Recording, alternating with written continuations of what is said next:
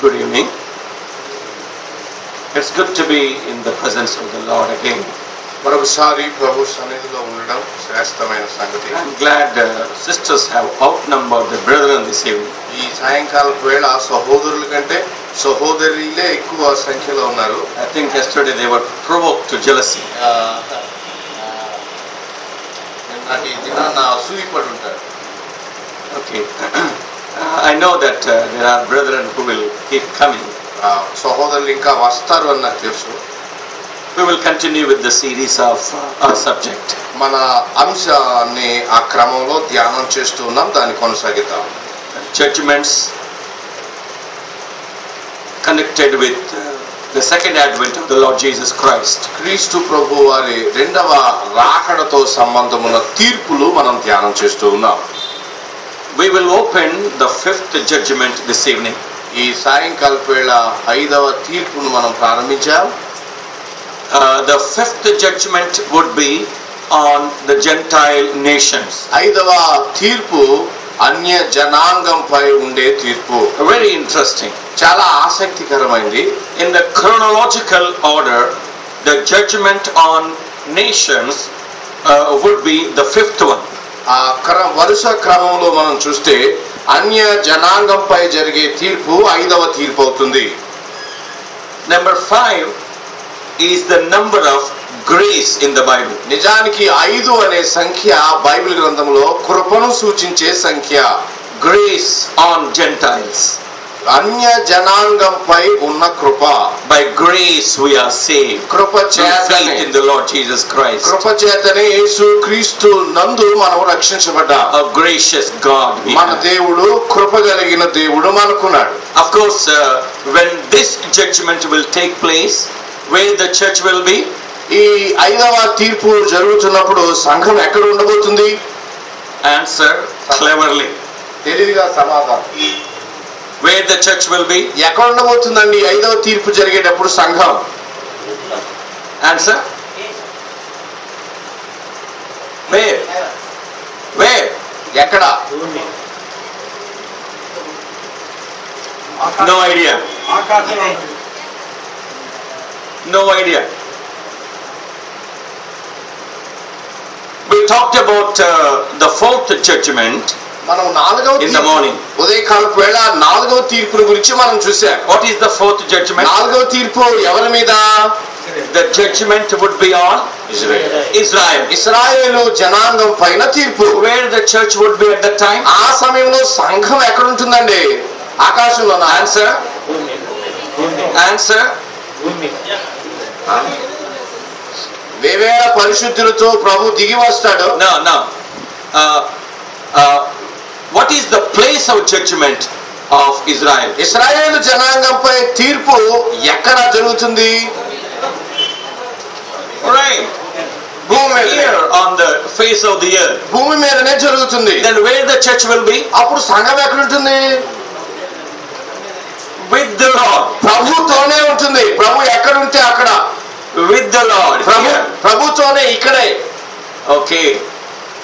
Now, the fifth judgment. ఇప్పుడు 4వ తీర్పు తర్వాత 5వ తీర్పులోకి వస్తున్నాం. Where the church will be? ఇప్పుడు సంఘం ఎక్కడ ఉంటుంది? Answer. ఇప్పుడు కూడా ఎక్కడ ఉంటుందండి? Yes. Here with the Lord. ఇక్కడే ప్రభుతోనే ఉంటుంది భూమి మీద అని. The church which consists of Gentiles and Jews. సంఘములో One body that will be with the Lord. సంఘములో అన్యులు ఉన్నారు, యూదులు ఉన్నారు, వారందరూ ఒకే శరీరంగా క్రీస్తుతో పాటు ఉంటారు. But this judgment would be for better. అయితే ఈ తీర్పు కొంచెం శ్రేష్టమైనదై ఉండవచ్చు. There will be beneficiaries, and at the same time there will be losers too. కొన్ని లాభాలు మరికొన్ని కోల్పోయేవి కూడా ఉండవచ్చు. The result of this judgment says, ఈ తీర్పు యొక్క ఫలితం ఏం చెప్తుంది అంటే, some will enter into the millennial kingdom. కొంతమంది 1000 పరిపాలన అగ్నిగుండంలోనికి ప్రవేశిస్తారు. And some will enter into the lake of fire. మరికొంతమంది ఆరని అగ్నిగుండంలోనికి పడవేయబడతారు. And that we will come to later on towards the end of the message. మనము ఈ సందేశం ఆఖరికి వచ్చేసరికి ఈ సంగతి దగ్గరికి మరలా వస్తాం. Now we will come to the judgment. ఇప్పుడు మనం తీర్పు దగ్గరికి వస్తున్నాం. The judgment on Gentile nations. అన్య జనాంగము పైన ఉండే తీర్పు. When I refer to W wine, నేను W వైన్ గురించి చెప్పినప్పుడు wanted to know the meaning of Gentile. అన్యులు అనే మాటకి అర్థం ఏమిటో నేను తెలుసుకోవాలని He said అనుకున్నాను. like this: ఆయన ఇలా అన్నారు, a multitude of people of same nature. ఒకే స్వభావం కలిగినటువంటి జన సమూహము. That's the meaning of Gentile. అన్యులు అంటే అది. Why are you looking at me? Write down. రాసుకోండి, నా ముఖం వైపు చూస్తున్నారు. This is important meaning of a Gentile. అన్యులు అనే మాటకి ప్రాముఖ్యమైనటువంటి నిర్వచనం ఇది.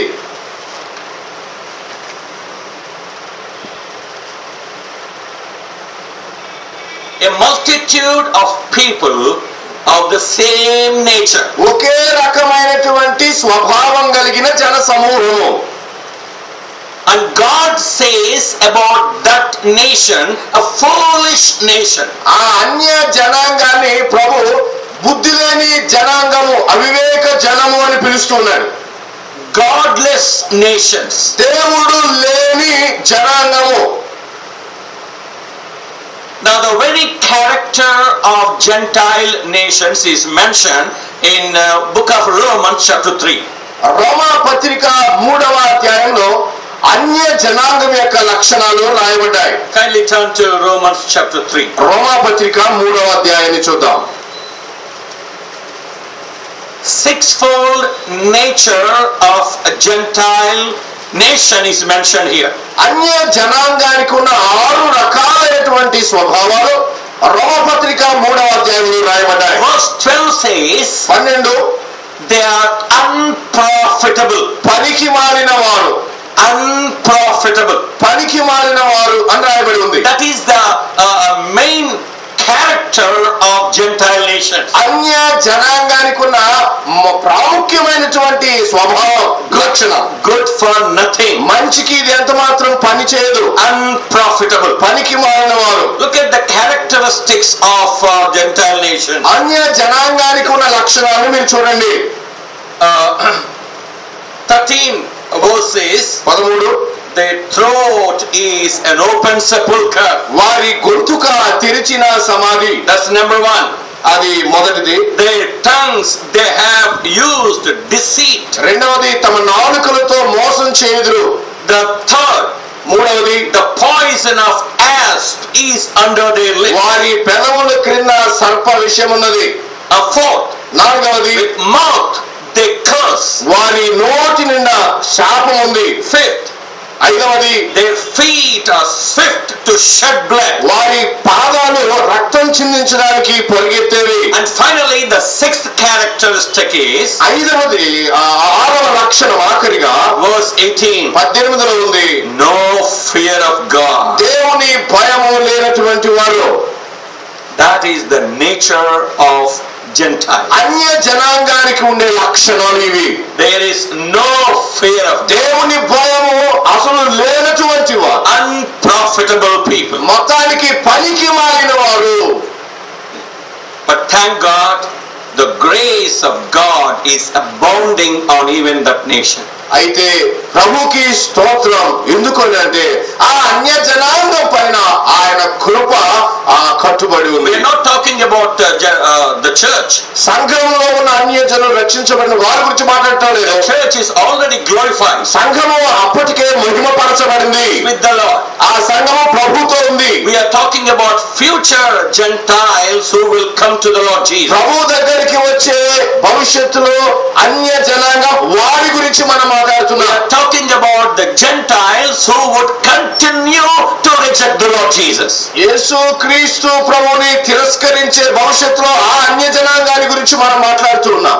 Now, in the very plan of God, the Gentile nations should be minister the gospel during the tribulation period. అన్య జనాంగం ఈ వెయ్యేండ్ల క్షమించండి ఈ శ్రమల మహాశ్రమల కాలంలో వారికి సువార్త ప్రకటించబడుతుంది. ఈ అన్య జనాంగానికి We will read a couple of verses. కొన్ని వచనాలు మనం చదువుతాము. Book of Daniel, దానియేలు గ్రంథం chapter 7, 7వ అధ్యాయం, verse 14.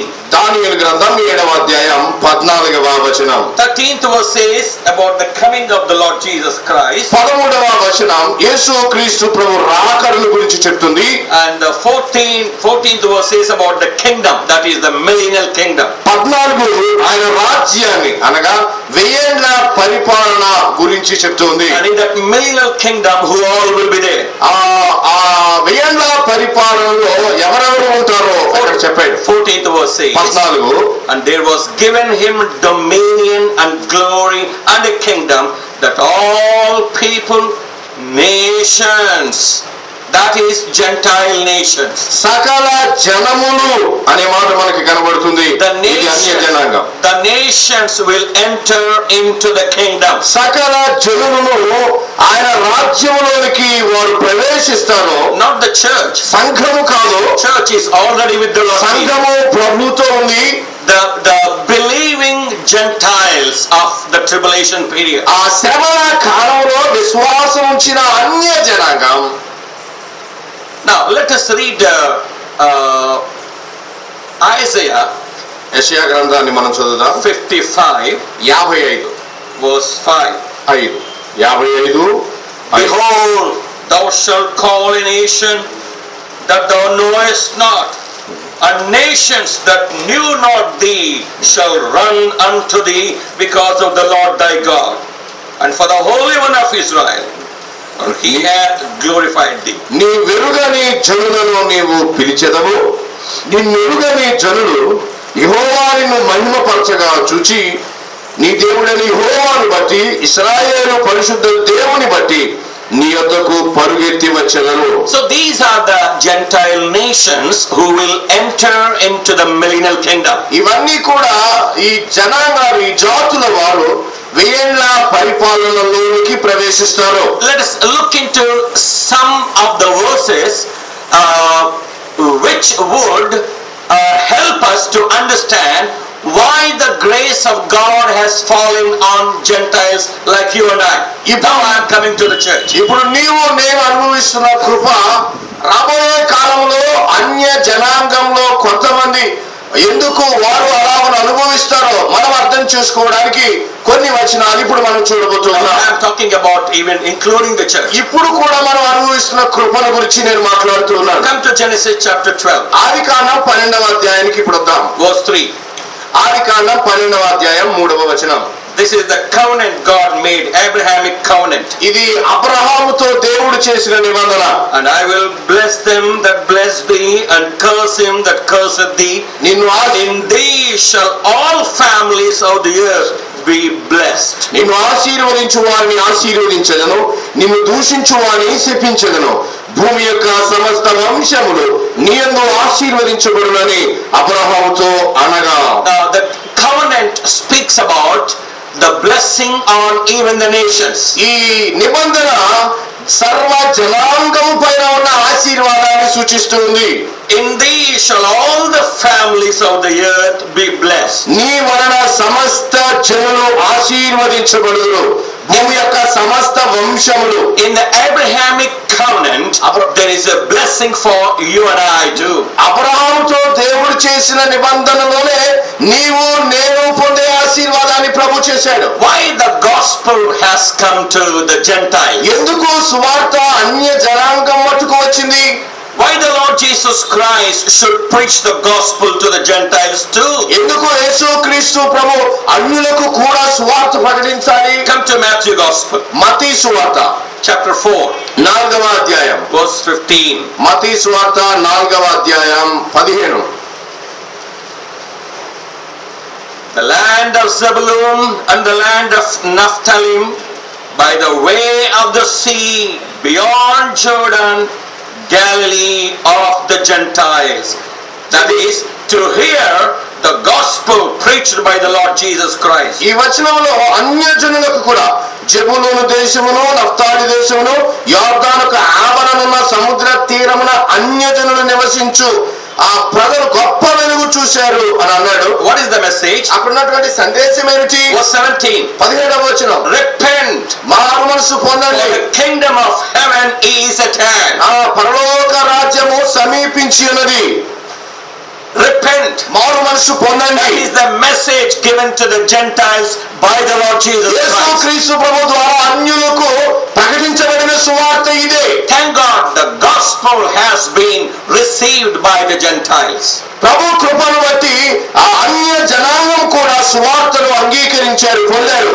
I must say according to the scripture, it is the grace of the Lord which has enlightened us to understand the power of the gospel. సువార్త ప్రభావాన్ని అర్థం చేసుకోవడానికి మన హృదయాలను వెలిగించింది దేవుని కృపయే.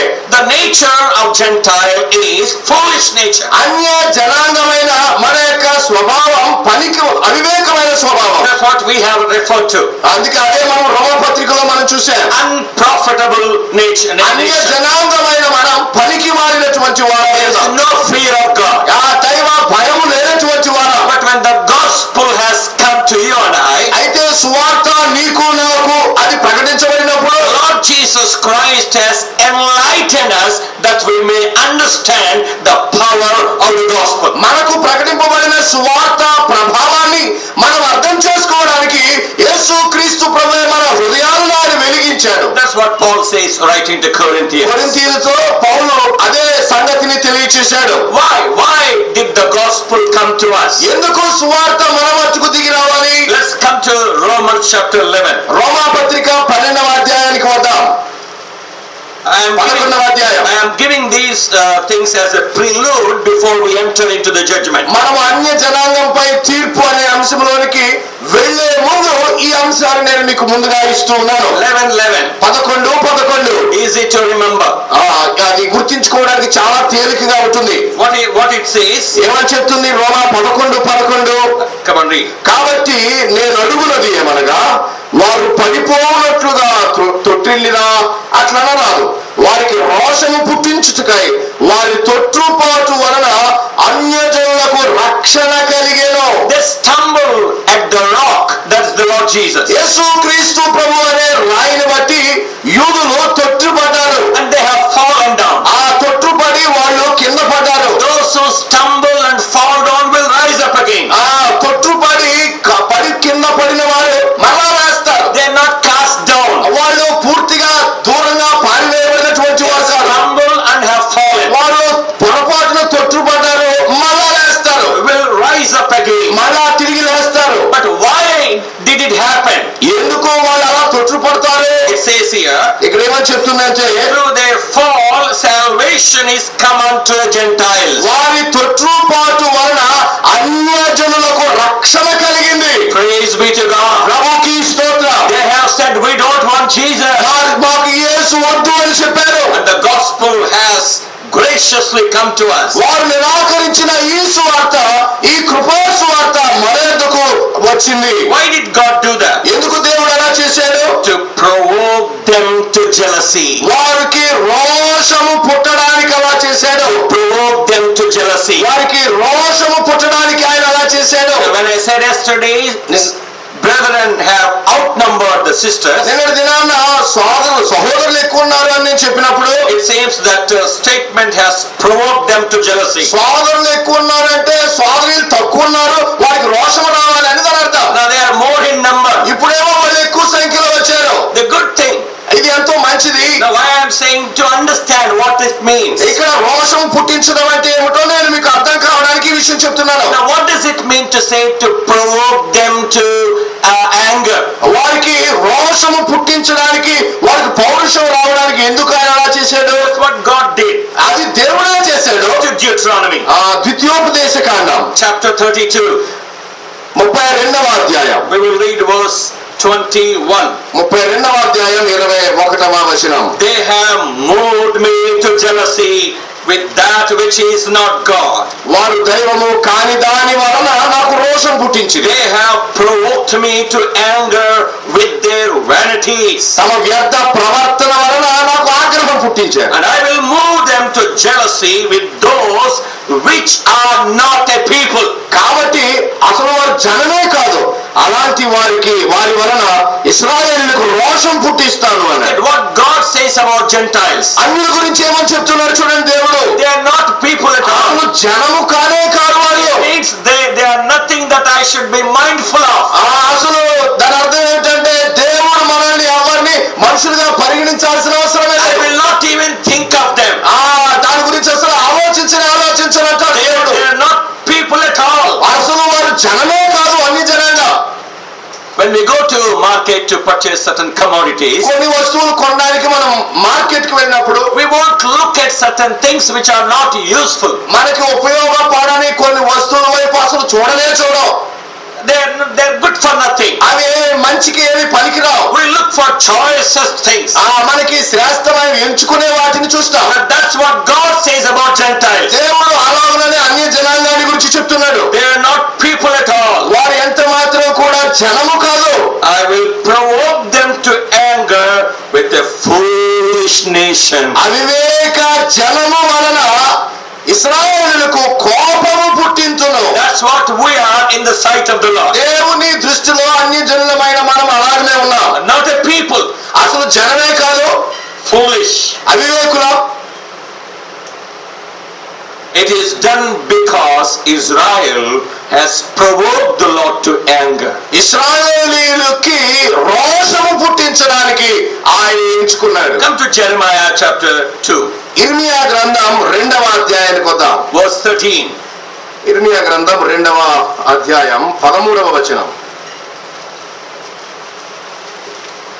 నా జనులు 2 నేరములు చేసి ఉన్నారు, జీవజలముల ఊటనైనా నన్ను విడిచి ఉన్నారు. తమ కొరకు తొట్లను అనగా బద్దలై నీళ్లు నిలువని తొట్లను తొలిపించుకొని ఉన్నారు. 2 evils they have committed. 2 నేరాలు ఇశ్రాయేలీయులు చేశారు. What are they? ఏంటి ఆ 2 నేరాలు? They have forsaken me, నన్ను వాళ్ళు విడిచిపెట్టారు. and they have invented a new for them. రెండవది వారికి కొన్ని తొట్లను తొలిపించుకున్నారు. They have forsaken me. వారు నన్ను విసర్జించారు, మర్చిపోయారు. That's the reason why the gospel has come to the Gentile like us. యూదులు ఇశ్రాయేలీయులు ఆయన విసర్జించిన కారణం చేత అన్య జనాంగమైన మన దగ్గరకు సువార్త తేబడింది. In order to understand what the Lord says about to provoke them to jealousy, ఇశ్రాయేలీయులకు రోషము పుట్టిస్తాను అనే సంగతిని మనం అర్థం చేసుకోవాలి అంటే we may refer to the passage where we read about prodigal son. తప్పిపోయిన కుమారుడు ఆ సంగతిని మనము గుర్తు చేసుకుంటాం. Ran away boy. ఆ కుమారుడు పారిపోయాడు, Foolish boy. అవివేకంగా ఉన్నాడు. And when he came back, తిరిగి వచ్చినప్పుడు he was accepted. అతడు అంగీకరించబడ్డాడు. The acceptance has provoked his elder brother to anger. ఆ చిన్నవాడిని తండ్రి అంగీకరించినప్పుడు పెద్దవాడికి కోపం వచ్చింది. Now that's what is happening with Israel. అదే ఇశ్రాయేలీయులతో అదే జరగబోతా ఉంది. When church is growing and enjoying the communion with the Lord Jesus Christ, సంఘము యేసు క్రీస్తు ప్రభువుతో సహవాసం కలిగి ఎదుగుతూ ఉండగా we talk about the blessings that we have in the Lord Jesus. యేసు క్రీస్తు ప్రభువులో మనకున్న ఆశీర్వాదాల గురించి మనం మాట్లాడుతూ We ఉన్నాం. talk about hope that we have in the Lord Jesus. యేసు క్రీస్తు ప్రభువులో మనకున్న శుభ నిరీక్షణ గురించి మనం మాట్లాడుతూ ఉన్నాం. We talk about the favor He has shown to us ప్రభు మన పట్ల చూపిన తన కృపల గురించి మనం మాట్లాడుతూ ఉన్నాం. that will cause them to jealousy. ఇది యూదులకు రోషం పుట్టిస్తుంది, కోపం పుట్టిస్తుంది. They are the people. వారు అసలు ప్రజలు, We are not the people. మనం అసలు జనమే కాదు. We are the chosen people. వారు ఏర్పాటు చేయబడినటువంటి వారు. Foolish people. మనం అవివేకులం. Covenants, promises, law, glory, everything belong to them. వాగ్దానాలు, నిబంధనలు, ఆశీర్వాదాలు, మహిమ అన్ని వారివే. And they say, how come these people talk about Lord Jesus so gloriously? అలాంటి వారు అన్యులు రక్షించబడినప్పుడు వారి దగ్గరకు వచ్చి వీరు మహిమగల ప్రభువుల గురించి ఎలా మాట్లాడతారు అని అడుగుతారు. Favor God has shown to us is to provoke Israel to anger. అన్యులమైన మన పట్ల చూపించబడిన దేవుని కృప ఇశ్రాయేలుకు రోషము పుట్టిస్తుంది. Thank God. ప్రభుకి స్తోత్రం. Praise be to God. ప్రభుకి స్తోత్రం. What a grace He has bestowed upon us. ప్రభువు మన పట్ల ఉంచిన ఆయన కృపను మీరు చూడండి. We cannot explain. దానిని మనం వివరించలేము. We have experienced such a wonderful grace. వివరించలేము కానీ ఆ అద్భుతమైన కృపను అనుభవిస్తూ ఉన్నాం. Now we come to the topic. మన మనసు దగ్గరికి వచ్చేద్దాం. The time of judgment. ఈ 5వ తీర్పు యొక్క సమయం. As I mentioned in the morning, ఉదయకాలపు వేళ నేను ప్రస్తావించినట్లుగా Matthew chapter 24 and 25, these two chapters deal with not only Israel but with Gentiles too. ఇశ్రాయేలుల గురించి మాత్రమే కాదు కానీ అన్య జనుల గురించి కూడా 24, 25 మత్తయి సువార్తలోని అధ్యాయాలు ప్రస్తావించబడ్డాయి. Time of judgment is at the coming of the Lord Jesus Christ. ఈ తీర్పు యేసుక్రీస్తు ప్రభు యొక్క రాకడతో సంబంధం ఉంది. When He shall come with the church, ఆయన సంఘముతో దిగి వచ్చినప్పుడు the first judgment would be on Israel. ఇశ్రాయేలీయులపైనే మొదటి తీర్పు ఉంటుంది. The next judgment would be on the nation. రెండవది అన్య జనాంగం పైన ఆయన తీర్పు చేస్తాడు. Before they enter into the millennial kingdom, the Lord would judge them. విజయన పరిపాలనలోనికి ప్రవేశించే ముందు అన్య జనాంగానికి ఆయన తీర్పు చేస్తాడు. Let's come to the place of the judgment. ఇప్పుడు ఈ తీర్పు జరిగే ప్రదేశానికి మనం వద్దాం. Come to book of Joel, యోవేలు గ్రంథం chapter 3. యోవేలు గ్రంథం 3వ అధ్యాయం. యోవేలు గ్రంథం 3వ అధ్యాయం. We will read 1 and 2 verses. 1-2 వచనాలు మనం చదువుదాం. Please read. First and second. Chapter 3. 3వ అధ్యాయం 1-2 వచనాలు. Page number 754. It's very difficult to get minor prophets, no? చిన్న ప్రవక్తల పుస్తకాలు తీయడం కొంచెం కష్టం. ఆ దినములలో It has helped you. 754. ఆ దినములలో అనగా యూదా వారిని యెరూషలేము కాపురస్తులను నేను చెరలో నుండి రప్పించు కాలమున అన్యజనులనందరినీ సమకూర్చి యెహోషాపాతు లోయలోనికి తోడుకొని పోయి వారు ఆయా దేశములలోనికి నా స్వాస్థ్యమగు ఇశ్రాయేలీయులను చెదరగొట్టి నా దేశమును తాము పంచుకొనుటను బట్టి నా జనుల పక్షమున అక్కడ నేను ఆ అన్యజనులతో వ్యాజ్యమాడుదును. Now here it also refers to Armageddon.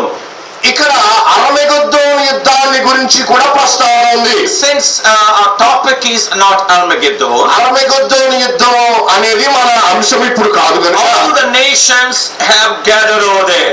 అక్కడికి అన్య జనాంగం అన్ని జాతుల వారు అక్కడికి వస్తారు. This is called a valley of Jehoshaphat. ఈ చోటు పేరు యెహోషాపాతు లోయ. When we refer to 2 Chronicles chapter 20, దినవృత్తాంతముల 2వ గ్రంథం 30వ అధ్యాయాన్ని మనం చూసినప్పుడు there the Lord God had defeated Moabites, Ammonites and Edomites. 30వ అధ్యాయం valley. అదే యెహోషాపాతు లోయలో మోయాబీలను అమ్మోనీలను ఆయన అక్కడ ఓడించాడు. These 3 nations came against Judah. ఈ 3 జనాంగాల వారు యూదాకు వ్యతిరేకంగా యూదా వారి మీద యుద్ధం చేశారు. We know that Jehoshaphat was a man of God. యెహోషాపాతు దైవజనుడు అని మనకు తెలుసు. He just prayed to God. అతడు ప్రార్థన చేశాడు. What was the content of his prayer? అతని ప్రార్థనలో ఉన్న అంశం ఏమిటి? Behold, Lord God, they have come against the inheritance which thou hast given to us. యెహోషాపాతు చేసిన ప్రార్థన, దేవా నీవు మాకు వాగ్దానం చేసిన దేశంలోనికి వారు వచ్చేశారు. You have given the inheritance to us.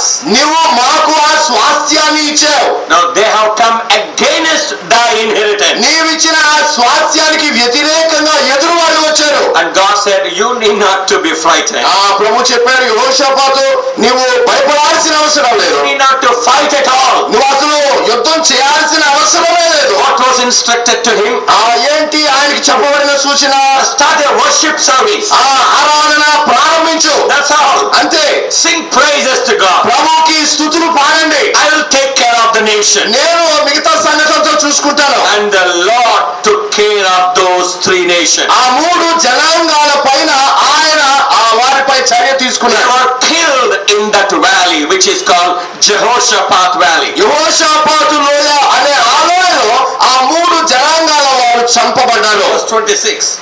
Reference please. Chapter 20, 2 Chronicles chapter 20. 20వ అధ్యాయం దినవృత్తాంతముల 2వ గ్రంథం Verse 26. 26వ వచనం. The valley of Beraka, that is called valley of Jehoshaphat too. Beracah లోయ యెహోషాపాతు లోయ. వారు 4వ దినమున వారు బెరాకా లోయలో కూడిరి. అక్కడ వారు యెహోవాకు కృతజ్ఞతాస్తుతులు చెల్లించినందున నేటి వరకును ఆ చోటికి బెరాకా లోయ అని పేరు. Jehoshaphat means, యెహోషాపాతు అంటే Jehovah judges. యెహోవా న్యాయము తీర్చును. Remember that. Jehoshaphat means Jehovah judges. యెహోవా న్యాయము తీర్చును అని అర్థం. According to Joel, the Lord will deal with the nations in the valley of Jehoshaphat. యోవేలు గ్రంథములో ప్రస్తావించబడినట్లుగా దేవుడు అన్య జనాంగానికి యెహోషాపాతు లోయలోనే ఆయన తీర్పు చేయబోతున్నాడు. According to geography, this valley is away from Jerusalem.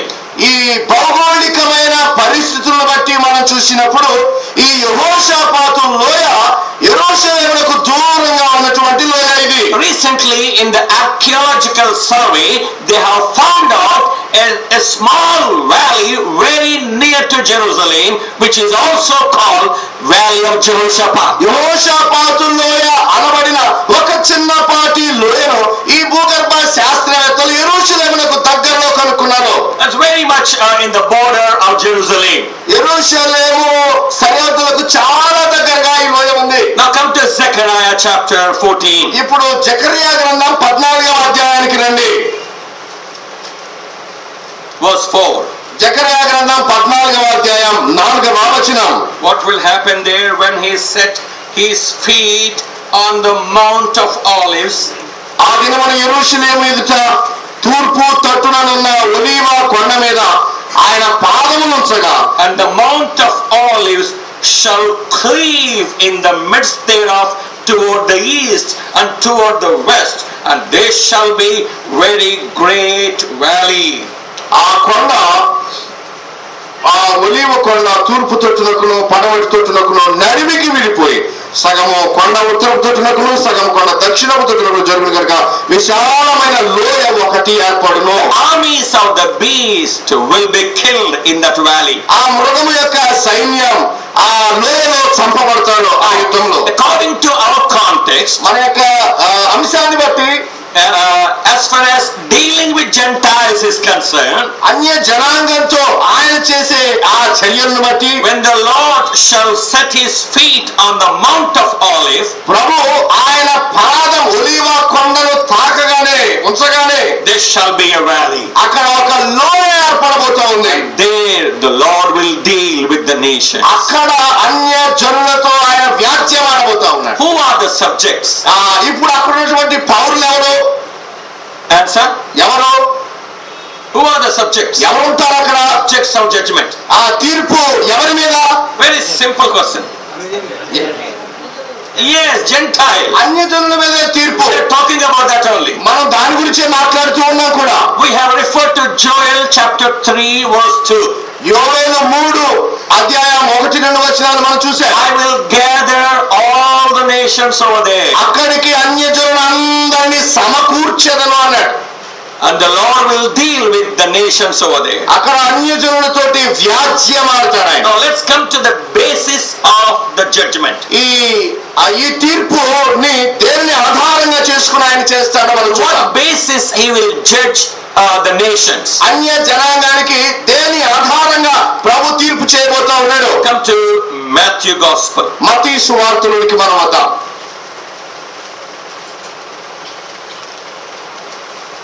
Chapter 25. 25వ అధ్యాయం. As I mentioned in the morning, we will come back to this chapter again.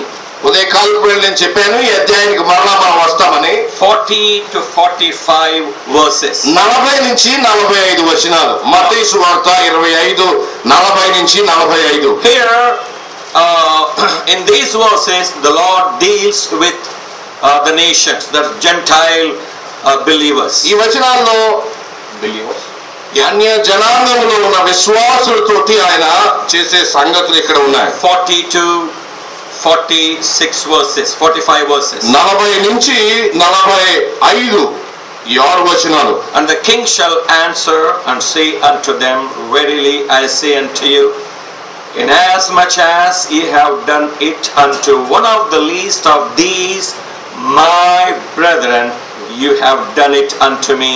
అందుకు రాజు మిక్కిలి అల్పులైన ఈ నా సహోదరులను ఒకనికి మీరు చేసితిరి గనుక నాకు చేసితిరని నిశ్చయముగా మీతో చెప్పుచున్నానని వారితో అనును. Now who are the brethren here? ఇక్కడ నా సహోదరులు అంటే ఎవరు? My brethren. నా సహోదరులు అంటే ఎవరు? When the Lord said my brethren, నా సహోదరులు అని ప్రభు చెప్పినప్పుడు who are they? ఎవరై ఉండొచ్చు? The Jewish people. యూదులు. My brethren. ఇశ్రాయేలు నా సహోదరులు. He came to his own. His own rejected him, recognized him not. ఆయన తన వారి యొద్దకు వచ్చాడు, ఆయన వారు ఆయన అంగీకరించలేదు. His own have crucified him. ఆయన వారే ఆయనను సిలువ వేశారు. He says now, you have done this much to my brethren. ఇప్పుడు ఆయన అంటా ఉన్నాడు, ఈ కొంచెం నా సహోదరులకు మీరు చేశారు. Who are these brethren? ఈ నా సహోదరులు అంటే ఎవరు? This morning I refer to a Jewish nation, the elect Jewish nation. నేను ఉదయకాలపు వేళ యూదా జాతిని గురించి చెప్పాను, వారు ఏర్పాటు చేయబడినటువంటి వంశం. When we come to Revelation chapter 7, మనం ప్రకటన గ్రంథం 7వ అధ్యాయానికి వచ్చినప్పుడు elect Jewish number is mentioned. ఇక్కడ ఏర్పాటు చేయబడిన యూదుల యొక్క సంఖ్య నమోదు చేయబడింది. 1,44,000.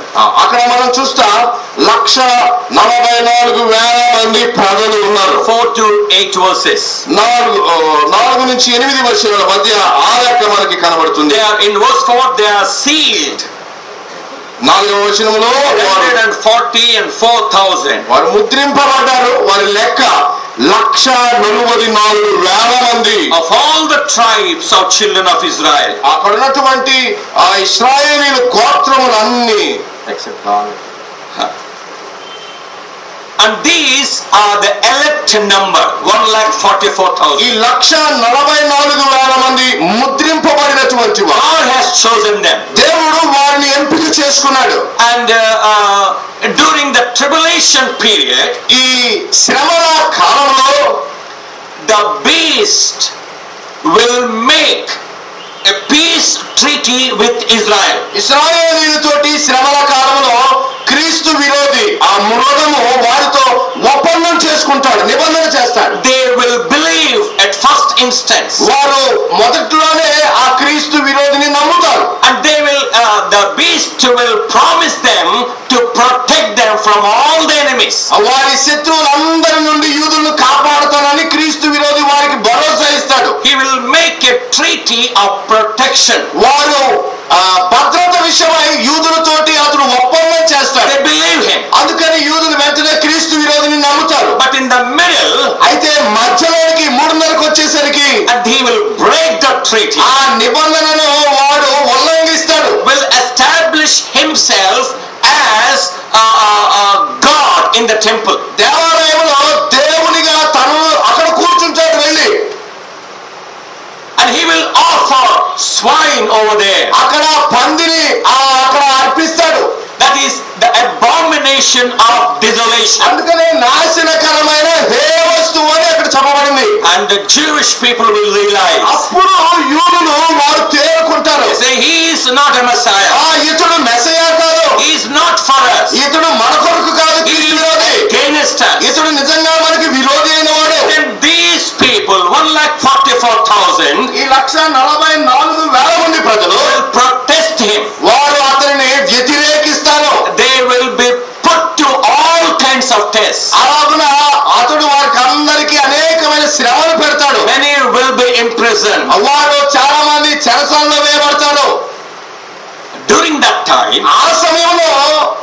the Gentiles who would receive the gospel preached by Jewish nation, elect 1,44,000. ఈ 1,44,000 మంది యూదుల చేత ఎవరైతే అన్య జనాంగం సువార్త ప్రకటించబడతారో ఆ అన్య జనులు they will go and help the imprisoned Jews.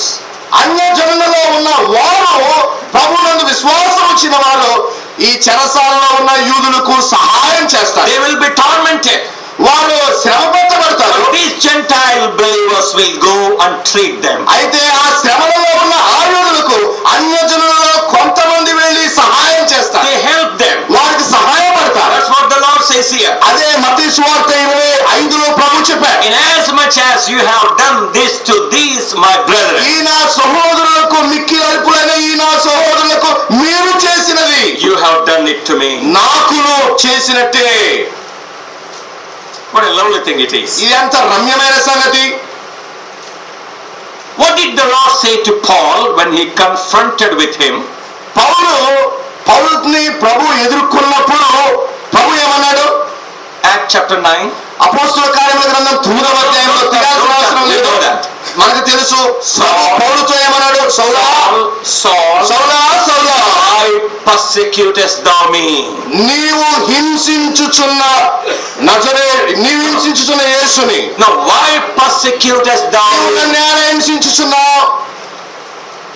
In fact, he was after the believers. నిజానికి ప్రభువు కాదు హింసించేది, విశ్వాసం హింసిస్తున్నారు. Following the name of the Lord Jesus. ఎవరైతే యేసు క్రీస్తు ప్రభు నామాన్ని అనుసరిస్తున్నారో వారిని సౌలు హింసిస్తున్నారు. He was going to every nook and corner, every place to find these people who are following this way. ఎవరైతే ఈ మార్గంలో ఏ మూలనైతే ప్రభువుని ఆరాధన చేస్తున్నారో అనుసరిస్తున్నారో వారందరినీ కనుగొని హింసిస్తూ ఉన్నాడు సౌలు. He was chasing them after. నిజానికి వారి వెంట పడి తరుముతూ ఉన్నాడు. But what did the Lord say? అయితే ప్రభు ఏమంటూ ఉన్నాడు? Why persecutest thou me? నీవేళ నన్ను హింసించుచున్నావు. It means, దాని అర్థం, if we say anything to any brother or to any sister, we say it to the Lord. ఏ సహోదరుని గురించి అయినా సహోదరుని గురించి అయినా ఏదైనా నీవు చెప్తే అది ప్రభువునే వ్యతిరేకంగా చెప్పినట్లు.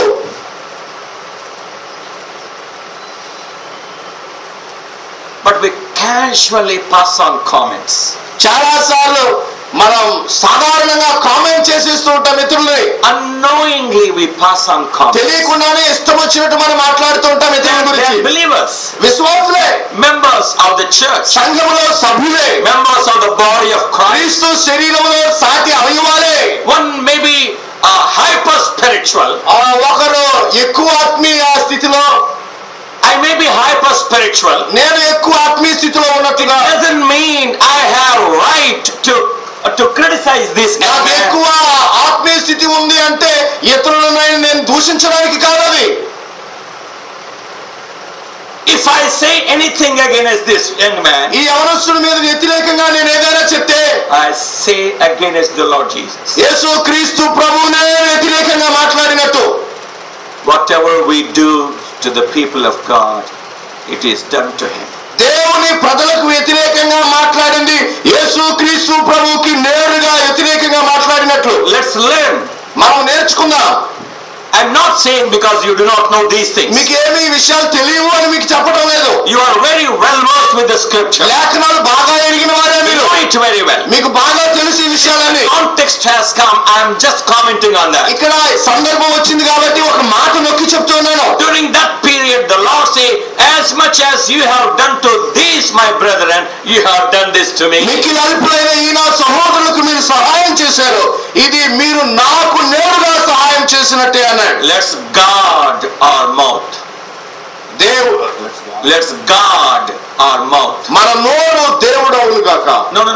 Guard. మన నోటిని మనం కాపాడుకుందాం. క్షమించండి. Let's guard our words.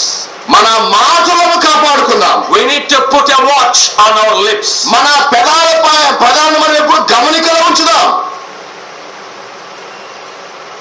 We pass on a simple comment against a brother and sister, that is to criticize the Lord Jesus.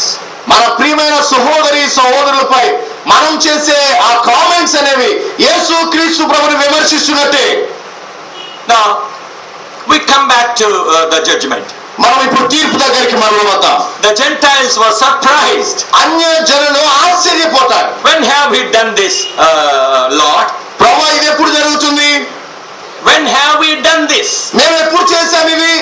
The Lord said, you have done to my brother. ప్రభు అంటాడు, ఈ నా సహోదరులకు మీరు చేశారు. Enter into the kingdom. నా రాజ్యములోనికి ప్రవేశించండి. What a blessing it is. ఇది ఎంత ఆశీర్వాదం. We know that we have to do good to the brethren.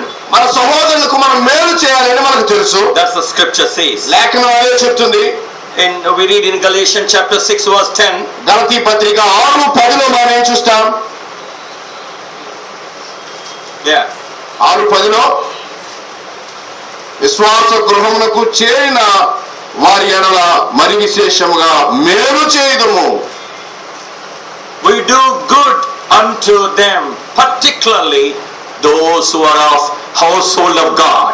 దేవుని ఇంటికి చెందిన వారి పట్ల మనము మేలు చేయుదుము అన్నాడు. That's what the scripture says to us. లేఖనం అదే చెప్తుంది.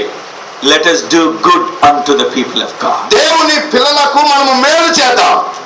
There is a brother in Rajasthan, the servant of God. Rajasthan లో ఒక సహోదరుడు సేవకుడు ఉన్నాడు. He always says this to me. He passes his feelings with me. అతడు ఆయన నాతో ఎప్పుడు ఆయన అనుభవాలు ఆయన సంగతులు నాకు తెలియజేస్తూ ఉంటాడు. While sharing his feelings, he will say finally, ఆయన తన అనుభూతులు పంచుకున్నప్పుడు ఆఖరి ఎలా అంటాడు, our brethren do not know how to do good.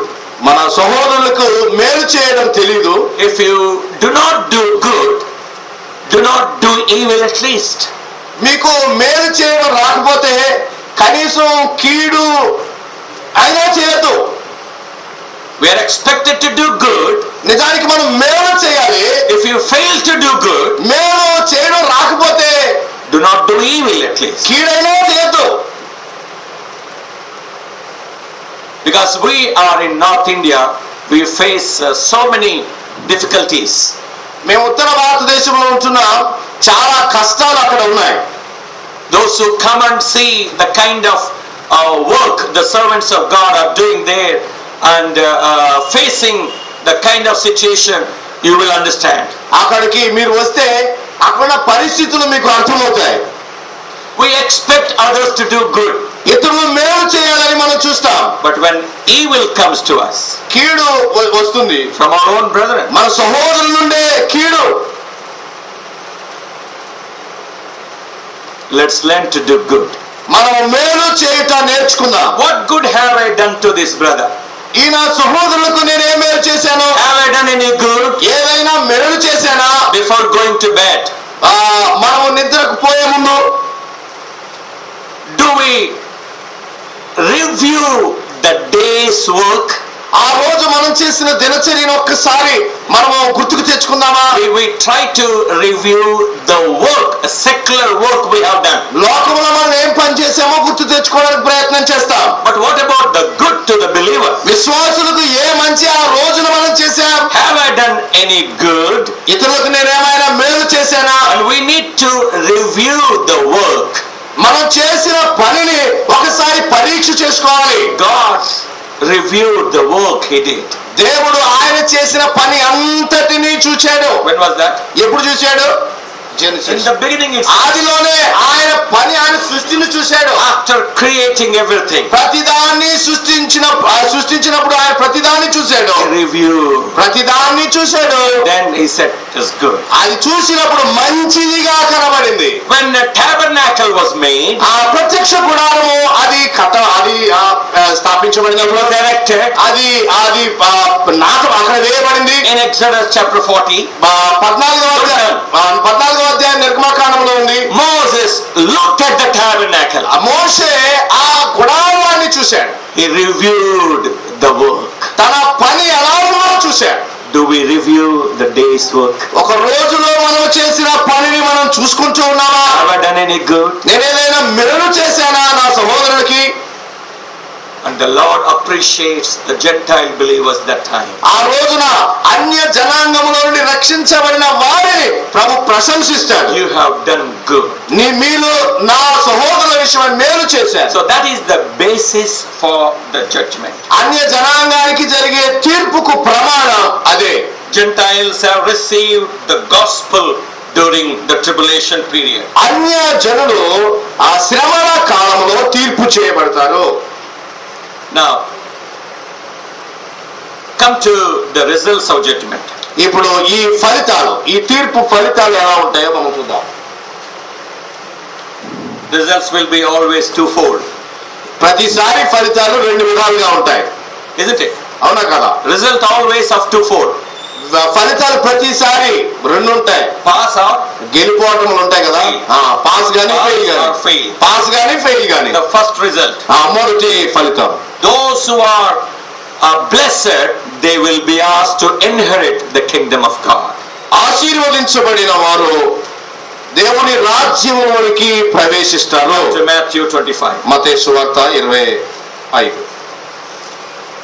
verse 34. మత్తయి సువార్త 25:34. The Lord says, అప్పుడు రాజు తన కుడివైపున ఉన్న వారిని చూచి, నా తండ్రి చేత ఆశీర్వదింపబడిన వారలారా రండి, లోకము పుట్టినది మొదలుకొని మీ కొరకు సిద్ధపరచబడిన రాజ్యమును స్వతంత్రించుకొనుడి. Kingdom is prepared for you. మీ కొరకు సిద్ధం చేయబడిన రాజ్యము Prepared for you from the foundation of the world. లోకము పుట్టినది మొదలుకొని సిద్ధపరచబడిన రాజ్యము. Why should he say this to Gentiles? ఎందుకు ఈ మాట అన్యజనులతో ఆయన చెప్తున్నాడు? Kingdom prepared for you from the foundation of the world. లోకము పుట్టినది మొదలుకొని సిద్ధపరచబడిన రాజ్యము. As we refer to Abrahamic covenant, Abraham నిబంధన మనం జ్ఞాపకం చేసుకున్నాం. God said to Abraham, in thee shall all the families of the earth be blessed. అబ్రహాముతో ప్రభు అన్నాడు, నీ మూలముగా సమస్త జనముల వారు ఆశీర్వదించబడతారు. It's not talking about the church, it's talking about the kingdom. ఆ వచనం సంఘముల గురించి చెప్పడం లేదు, ఆ రాజ్యముల గురించి చెప్పబడింది. Church was planned much before the foundation of the world. ఈ లోకము స్థాపించబడక ముందే, జగత్ పునాది వేయబడక ముందే సంఘాన్ని ప్రభు ఏర్పాటు ఆయన సంకల్పించాడు. He talks about the kingdom which is prepared from the foundation of the world. ఇక్కడ ఏమంటా ఉన్నాడు, అదేమో లోకము పుట్టక మునుపు, ఇది లోకము పుట్టినది మొదలుకొని అన్నాడు ఈ రాజ్యం. From the foundation of the world the kingdom is prepared. లోకము పుట్టినది మొదలుకొని దాంతో పాటే ఒక రాజ్యం సిద్ధపరచబడుతూ వచ్చింది. We know that this is a millennial kingdom. మనకు తెలుసు ఇది వెయ్యేండ్ల పరిపాలన రాజ్యం. When we come to Psalm 2, don't turn. మనము తీయాల్సిన అవసరం ఉంది. కీర్తనలో 2వ కీర్తనకి మనం వచ్చినప్పుడు There we read like this. అక్కడ మనం Messianic psalm. అది మెస్సయా కీర్తన. అక్కడ మనం ఇలా చదువుతాం, And a kingdom, God has kept a kingdom for his son. తన కుమారుని కొరకు ఆయన ఒక రాజ్యాన్ని సిద్ధం చేశాడు. It's already planned. అది ముందుగానే అది ప్రణాళిక చేయబడింది. His son will have a kingdom. ఆయన కుమారుడు ఆయన రాజ్యంలోనికి వస్తాడు. But when his son came to this world, ఆయన ఈ లోకానికి వచ్చినప్పుడు he was about to begin the ministry. ఆయన పరిచర్య ప్రారంభించబోయే ముందు He went down to Jordan and was baptized. ఆయన యోర్దాను దగ్గరికి వెళ్ళాడు. ఆయన అక్కడ బాప్తిస్మాన్ని పొందాడు. Immediately was taken into the wilderness. వెంటనే ఆయన అరణ్యానికి కొనిపోబడ్డాడు. Now what did the devil say to the Lord Jesus? అక్కడ అపవాది ప్రభుతో ఏమన్నాడు? He showed all the kingdoms ఆ అపవాది రాజ్యాలన్నిటినీ చూపించాడు. and said, I will give all these kingdoms to you. అక్కడ అంటూ ఉన్నాడు, ఈ రాజ్యాలన్నిటినీ నేను నీకు అప్పగిచ్చేస్తాను. On what condition? A condition మీద? షరతు ఏం పెట్టాడు? నీవు నాకేం చేయాలి? On what condition? నీవు నాకేం చేస్తే? Bow down. నీవు నాకు సాగిలపడు. Bow down. నీవు నాకు సాగిలపడితే I will give the kingdom to you. నేను ఈ రాజ్యానంతా నీకు ఇచ్చేస్తాను. They are all in my hand. ఇవన్నీ నా చేతుల్లో ఉన్నాయి. I will give a kingdom. నేను నీకు ఈ రాజ్యాన్ని ఇచ్చేస్తానని అపవాది యేసు ప్రభుతో అన్నాడు. The devil has tried to teach a shortcut to the Lord Jesus. యేసు క్రీస్తు ప్రభుకి రాజ్యం ఎలా సంపాదించాలో అపవాది ఒక షార్ట్ కట్ నేర్పిస్తున్నాడు. Very shortcut. షార్ట్ కట్ నేర్పిస్తున్నాడు. Bow down. సాగిలపడు, I'll give the kingdom. ఇచ్చేస్తాను నీకు. But the Lord knew it very well. Father has kept a kingdom for him. ప్రభువుకి తెలుసు తన తండ్రి ఆయన కొరకు ఒక రాజ్యాన్ని సిద్ధం చేశాడు అని. Devil says, I will give right now. ఇక్కడే అంటా ఉన్నాడు, ఇప్పుడే నీకు ఇచ్చేస్తాను, నీకు ఎందుకు అంటా ఉన్నాడు. You will get that kingdom in future. తండ్రి ఇచ్చే రాజ్యం నీకు భవిష్యత్తులో ఎప్పుడో వస్తుంది. But I will give right now. నేను ఇప్పుడే ఇచ్చేస్తాను. Short cut is, short cut bow down. ఏంటి అంటే సాగిలిపోడంతే. Kingdom will be yours. నీకు రాజ్యం అంతా నీదైపోతుంది. Now 7:30 p.m. The Lord did not. ప్రభు ఆయన సాగిలపడలేదు. The Lord did not bow down. ఆయన సాగిలపడలేదు. It drove him away. అక్కడ వారి నుంచి ఆ సాతాను పారిపోయాడు. God would give him the kingdom after the process of crucifixion. శిలువ కార్యము తర్వాత తండ్రి తన కుమారుడికి రాజ్యాన్ని అప్పగిస్తాడు. The son must go through the tormentation on the cross. ఆయన కుమారుడు శిలువ శ్రమ గుండా వెళ్ళాల్సిందే అని ఆయన నిర్ణయించాడు. And it is then only the kingdom shall be given to him. అప్పుడు మాత్రమే ఆయన కుమారునికి రాజ్యం అనుగ్రహించబడుతుంది. The devil wanted to grab the throne of the Lord Jesus. యేసుక్రీస్తు ప్రభు యొక్క సింహాసనాన్ని అపవాది లాక్కోవడానికి ప్రయత్నం చేస్తున్నాడు. That's what we read in Isaiah 14. యెషయా గ్రంథం 14లో అదే మనం చూశాం. He thought to ascend himself unto the throne of God. దేవుని సింహాసనం దగ్గరికి సమానంగా తన సింహాసనాన్ని హెచ్చించుకుందామని అనుకున్నాడు. Very equal to the throne of God. దేవుని సింహాసనానికి సమానంగా తన సింహాసనం And అనుకున్నాడు. that throne belongs to the Lord Jesus Christ. ఆ సింహాసనం దేవునితో సమానముగా ఉండేది యేసుక్రీస్తు ప్రభు ఒక్కడే. When would God give the throne to his son? ఎప్పుడు యేసుక్రీస్తు ప్రభుకి తండ్రి తనతో సమానముగా ఉండే ఆ సింహాసనాన్ని ఇస్తాడు. The crucifixion. శిలువ తర్వాత ఆయన ఇస్తాడు. Then only he will sit on the throne. అప్పుడు మాత్రమే క్రీస్తు ప్రభు ఆ సింహాసనం మీద ఆసీనుడై ఉంటాడు. Devil wanted to grab that. అయితే ఆ సింహాసనాన్ని 14వ అధ్యాయంలో అపవాది లాక్కోవాలి అని చూశాడు. The kingdom is given to the Lord Jesus Christ. రాజ్యము యేసు క్రీస్తు ప్రభుకి అప్పగించబడబోతా ఉంది. ఇప్పుడు He says here, అదే విషయాన్ని ఇక్కడ చెప్తా ఉన్నాడు. come ye blessed of my Father, inherit the kingdom prepared for you from the foundation of the world. నా తండ్రి చేత ఆశీర్వదింపబడిన వారులారా రండి, లోకము పుట్టినది మొదలుకొని మీ కొరకు సిద్ధపరచబడిన రాజ్యమును స్వతంత్రించుకొనుడి. These Gentile believers will enter into the kingdom of the Lord Jesus. ఈ అన్య జనాంగములో నుంచి అప్పుడు విశ్వాసం ఉంచిన వారు ఈ రాజ్యములోనికి What ప్రవేశిస్తారు. is the second result? రెండవ ఫలితం ఏమిటి? They will be thrown into the lake of fire. మరొక గుంపు వారు ఉన్నారు, వారు అగ్ని గుండంలోనికి పడవేయబడబోతాం, నిత్యాగ్నిలోనికి. Verse 41. 41. అప్పుడు ఆయన ఎడమ వైపున ఉండు వారిని చూచి శపింపబడిన వారులారా నన్ను విడిచి అపవాదికి వారి దూతలకు సిద్ధపరచబడిన నిత్యాగ్నిలోనికి పోవుడి. He said to them, you are cursed. అంటా ఉన్నాడు, శపించబడిన వారులారా, You are cursed. మీరు శపించబడిన వారు. Other group, మరొక గుంపు ప్రజలు blessed group. వారు ఆశీర్వదించబడిన వారు, And these are cursed group. వీరు శపించబడినటువంటి వారు. They will enter into the everlasting fire. వారు నిత్యాగ్నిలోనికి ప్రవేశించారు. Now, before I conclude, నేను ముగించే ముందు I want to say certain things. నేను కొన్ని విషయాలు మీకు చెప్పాలి. That is about a blessing and curse. ఆశీర్వాదాన్ని గురించి, శాపాన్ని గురించి. The blessing which we inherit of the Lord is the grace of God. యేసుక్రీస్తు ప్రభువులో మనకున్న ఆశీర్వాదం దేవుని కృప మాత్రమే. Curse is not of God. శాపము దేవుని నుంచి వచ్చేది కాదు, దేవునిది కాదు. We have created curse because of our rebellious attitude. శాపము మన తిరుగుబాటు స్వభావాన్ని బట్టి సృష్టించబడింది. There are only two benefits. రెండే రెండు మేళ్ళు, Either a blessing or a curse. రెండే రెండు ఇక్కడ చెప్పబడుతున్నాయి, శాపము, ఆశీర్వాదము. Blessing is of God. ఆశీర్వాదము దేవుని నుంచి వచ్చేది. Curse which you have invented. శాపము నీవు కనిపెట్టింది. Now, I want to talk to those who are yet to know the Lord. ఇంకా యేసు క్రీస్తు ప్రభువుని తెలుసుకోవాల్సిన వారి గురించి నేను మాట్లాడుతున్నాను. Which group do you belong to? నీవు ఏ గుంపుకు చెందినవాడు? Do you belong to a blessed group? ఆశీర్వదింపబడిన గుంపుకు చెందినవారేనా? Or do you still belong to a cursed group? ఇంకా శపింపబడిన వారి గుంపుకు చెందినవారా? You may be a Christian. క్రైస్తవుడు కావచ్చు.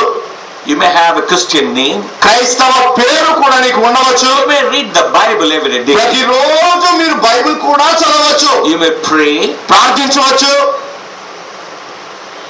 But do you have the experience of forgiveness in your life? నీ జీవితంలో క్షమాపణ అనుభవించావా? Have you received the Lord Jesus Christ as your personal savior? నీ వ్యక్తిగత సొంత రక్షకునిగా యేసు క్రీస్తు ప్రభువుని అంగీకరించావా? If you have received, you are blessed. ఒకవేళ నీవు అంగీకరిస్తే నీవు ఆశీర్వదింపబడినవాడు. If not, ఒకవేళ కాకపోతే the curse is upon you. నీ మీద శాపము నిలిచి ఉంది. The curse is upon you. నీ పైన శాపము ఉంది. Realize tonight. ఈ రాత్రి వేళ దాన్ని గ్రహించండి. Come to the Lord Jesus యేసు క్రీస్తు ప్రభు దగ్గరికి రండి and be blessed. ఆశీర్వదించబడండి. May the Lord bless these thoughts. ప్రభు ఈ ఆలోచనలు మన నిమిత్తమై ఆశీర్వదించును గాక.